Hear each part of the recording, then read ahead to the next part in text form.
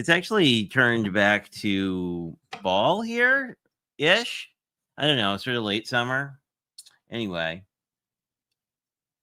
let me see. Oh, everyone's just saying hello to each other. I don't know who's around because this is a holiday weekend, and I know lots of folks have plans, but we have a bunch of kits left over from last time, and I think we will do those. Although I also have Pam's kit, which we may do first because we're supposed to do something with the seahorse in it.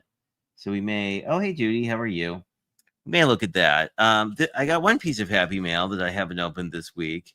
It is from Danny's Happy Snail Mail group. I was the crafter of the month, which is a cute thing that she did for, I think, now everybody who is in the swap. But anyway, it was sort of a showcasing thing, I guess.